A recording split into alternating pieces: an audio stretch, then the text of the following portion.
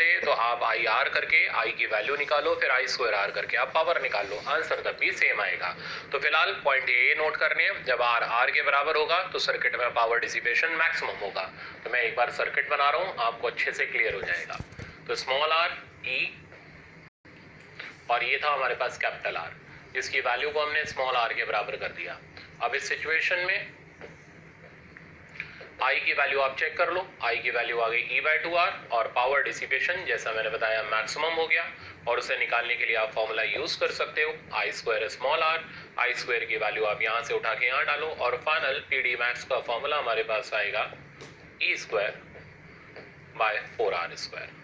तो I think अब समझ आ गया होगा। तो जब भी एग्जामिनर ये बोले when does for what values of R power dissipation is maximum, सटाक से आर बराबर आर करो, एक्सटर्नल रेजिस्टेंस को इंटरनल के बराबर करो, काम खत्म। नेक्स्ट, अब इसके प्रॉब्लम देखो। प्रॉब्लम में मेरे पास ये तो लॉजिकल प्रॉब्लम है, निकाला E² खत्म। नेक्स्ट, अब के प्रॉब्लम देखो। प्रॉब्लम में मेरे पास ये तो लॉजिकल प्रॉब्लम है, ठीक है ना। इस तरीके का प्रॉब्लम एग्जाम में मिलना मतलब आपका लॉजिक परफेक्ट होना। अब सुनो, which of the following can not be the power dissipation across rheostat. तो रियोस्टेट के अक्रॉस पावर डिसिपेशन कौन सा नहीं हो सकता। अब देखो, इस टाइप का सवाल का जवाब वही बच्चा कर पाएगा जिसका कंसेप्ट अच्छा हो, जिसने पढ़ा हुआ हो। अब सुनो, पावर डिसिपेशन की वैल्यू कभी भी मैक्सिमम पावर से ज्यादा नहीं हो सकती। तो आप क्या करो, सबसे पहले पावर डिसिपेशन की मैक्सिमम वैल्यू निकालो। तो मैक्सिमम वैल्यू तभी मिलेगी जब आर की वैल्यू स्मॉल आर के बराबर होगी, ठीक है ना। और उस मैक्सिमम पावर डिसिपेशन को मैंने यहाँ निकाला, E²/4R का फॉर्मूला लगा के वो 25 आ गया। मतलब सर्किट में 25 क्रॉस रियोस्टेट। तो रियो सेल एक रो के अंदर लगाएं, कितनी ऐसी रोज बनाएं कि पावर डिसिपेशन या करंट की वैल्यू मैक्सिमम आए। तो भाई करंट तभी मैक्सिमम होगा जब पावर डिसिपेशन मैक्सिमम होगी। तो ध्यान रखना, दोनों चीजें एक ही जैसी तरीके से हम हैंडल करते हैं। तो अगर हमें ग्रुपिंग बतानी हो तो हम क्या करेंगे, आर की वैल्यू NR/M डाल करके वहां से ग्रुपिंग यानी number of cell in each row और ऐसी नंबर ऑफ रोज का रिजल्ट दे सकते हैं। तो ये भी प्रॉब्लम इसके अंदर बनता है।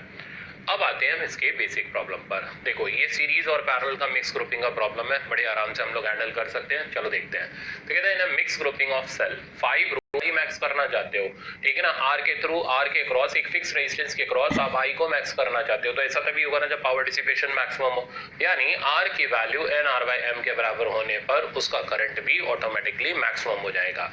तो ऐसी ग्रुपिंग अरेंज करो कि आर की वैल्यू NR/M के बराबर आए।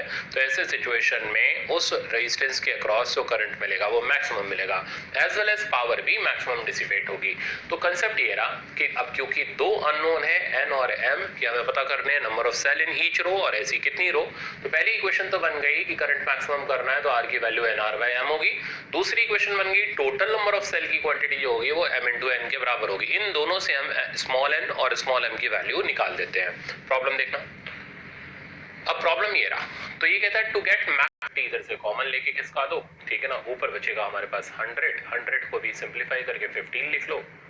नीचे बेटा हमारे पास 50 कॉमन जाने से यहाँ पर बचा 10 प्लस इधर मेरे पास बचा 0.25, तो रिजल्ट आ गया 15/10.25, ठीक है ना। अब इसको नियर बाय आप अपना लास्ट लेक्चर में किया था PDF, ठीक है ना। थोड़ा सा आराम कर लेना लेक्चर के बाद, PDF उठाना, वापस से सारा रिवीजन करना, प्रॉब्लम फिर से लगाना, ठीक है ना। मेरे को कोई गलती, तो जब हम रियोस्टेट को यहाँ पर लिखा हुआ है, तो by adjusting rheostat we adjust potential difference across wire. ये बहुत इंपॉर्टेंट पॉइंट है, ये आगे आपको थ्योरी में बताऊंगा क्यों इंपॉर्टेंट है।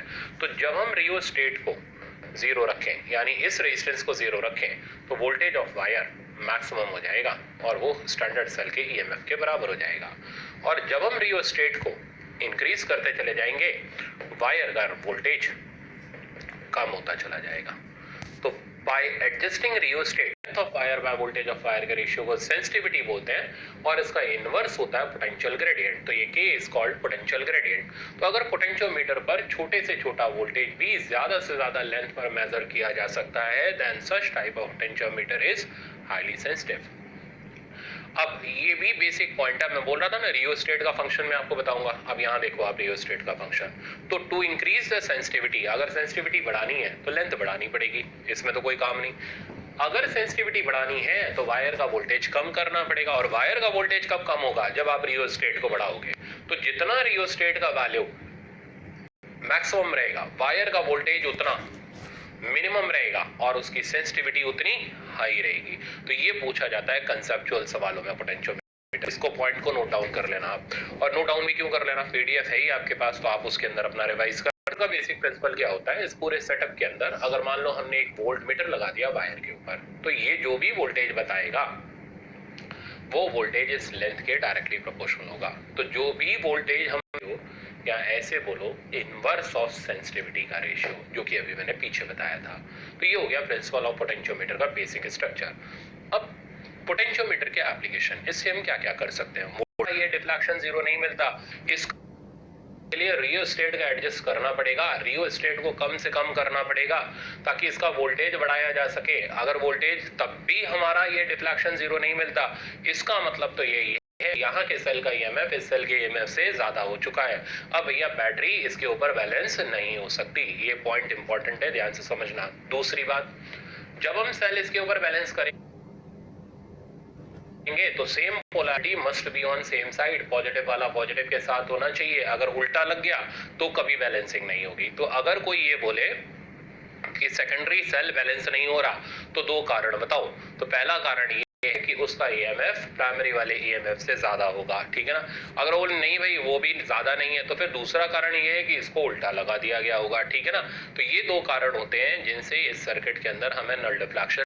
अब एक साथ कनेक्शन में दो ऑप्शंस, या तो सपोर्टिंग मोड में या अपोजिंग। अब अपोजिंग में भी पंगा है, छोटे वाले को ही अपोज करना, बड़े वाले को नहीं तो फिर बैलेंसिंग नहीं होगी, ये भी ध्यान रखना। तो अपोज करेंगे, अपोजिंग मतलब उल्टी पोलैरिटी का लगाएंगे छोटे वाले सेल को। तो इसमें हम मान के चल रहे हैं E1 is greater than E2। तो देखिए, तो टोटल वोल्टेज हो गया E1 प्लस E2, लेंथ हो गई L1, इक्वेशन बन गई E1 plus E2 equals to KL1। जैसे ही हमने इसको अपोजिंग मोड में लगाया, E1 minus E2 equals to KL2, ratio हमारा फाइनल फॉर्मूला है, याद करो। तो बड़े के सामने बड़ा रिजल्ट, ऐसे करके याद कर लो। तो E1 बड़ा है, E2 छोटा है, तो connected together in potentiometer experiment when they are in supporting mode, null deflection is obtained at 300 centimeter, तो L1 मिल गया। when they are in opposing mode, null deflection is obtained at 200 centimeter. what is the ratio of E1 by E2?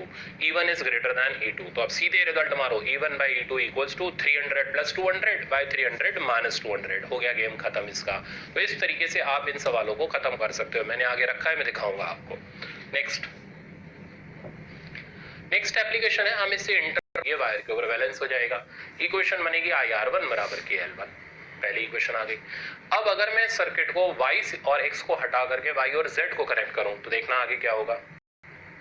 तो Y और Z को connect करने पर जितना decrease करोगे wire का वोल्टेज उतना बढ़ जाएगा, जितना ज्यादा हो जाएगा इसकी बैलेंसिंग के चांसेस बढ़ जाएंगे। यानी हम डिक्रीज करेंगे वैल्यू ऑफ R को, और ऐसा करने से यहाँ का वोल्टेज इस वोल्टेज से ज्यादा होगा, हमें नल डिफ्लेक्शन मिल जाएगा। नेक्स्ट एग्जांपल देखो, ये था कंसेप्चुअल एग्जांपल, ये भी कंसेप्चुअल है। देखो जो मैं बोल रहा था ना कि वो दिखाते हैं लेंस बोल रहा हूँ, लेंथ से आप पढ़ो, आपको आइडिया लग जाएगा। Two cell of EMF E1 and E2। अब इस क्वेश्चन में दे रखा है terminals of cell of EMF E1 are reversed, then the balancing length is found to be 225। अब E1 को रिवर्स करने पर बैलेंसिंग लेंथ 225 सेंटीमीटर हो गई। हमें फाइंड आउट करना है ratio of E1 and E2। अब ध्यान से समझना, E1 कौन है भाई, छोटा वाला है, तो इसलिए फॉर्मूला सही से लगाना। तो E1 बाई E2, तो E1 छोटा है तो इसके सामने L1 माइनस L2 बाय में L1 plus L2, L1 minus L2। तो जैसे ही आप इसको सब्ट्रैक्ट करोगे आपके पास आ जाएगा 825 माइनस 225, नीचे 825 प्लस 225। तो रिजल्ट में बचा मेरे पास ऊपर 600, नीचे बचा मेरे पास 8 और 2 10, यानी ये आ गया 1000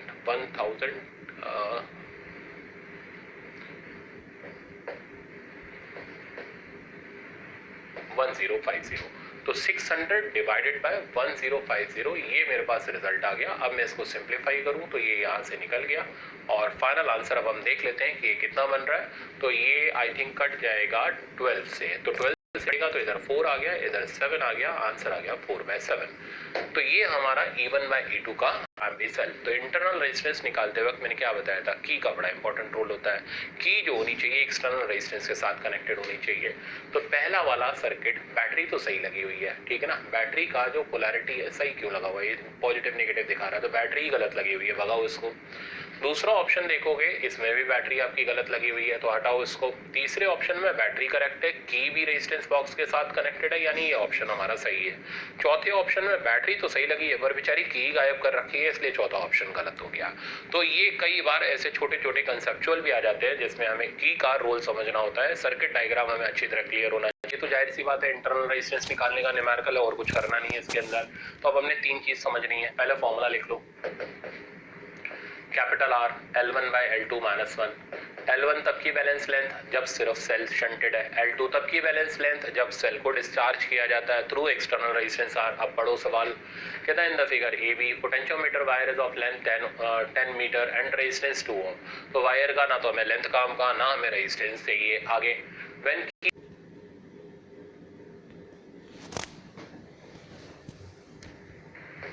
पाई में 5 और फाइनल आंसर आया 0.1 ओम। तो ऑप्शन नंबर हमारा बी करेक्ट हो गया। नेक्स्ट प्रॉब्लम पर चलते हैं। अच्छा प्रॉब्लम था, इसमें भी उसने स्टूडेंट को गोल गोल गोल गोल घुमाने की कोशिश करी। अब पढ़ो, पोटेंशियोमीटर सर्किट है तो ऊपर मिलेगा बेटा हमें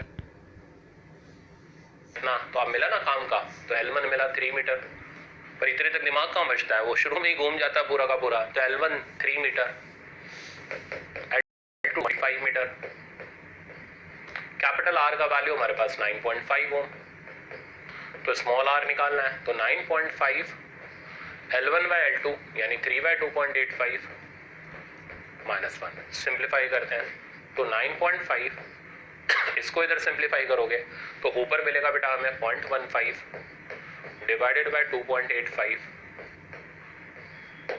अब आप इसका आंसर निकाल लो, तो ये यहाँ से कैंसिल आउट हो गया। का प्रॉब्लम है इसमें हमसे बोला जा रहा है, पढ़ो सवाल, कहता है in the following figure the potential difference between M and N is balanced as 50 centimetre. तो यहाँ का पोटेंशियल डिफरेंस 50 सेंटीमीटर पे बैलेंस हुआ। लगाओ इक्वेशन, ये दोनों रेजिस्टेंस पैरेलल में हो गए, तो I into 2 equals to K into 50।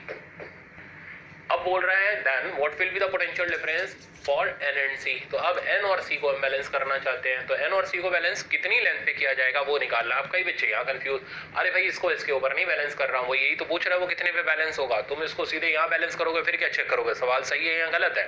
तो इसकी बैलेंस लेंथ हमसे पूछी जा रही है, तो I into 4 equals to K into L। अब रेशियो लो, तो यहाँ बना 1/2, यहाँ बना 50 बाई L, L का वैल्यू आ गया 100। तो ऑप्शन नंबर बी करेक्ट। कितने पे बैलेंस होगा, तुम इसको सीधे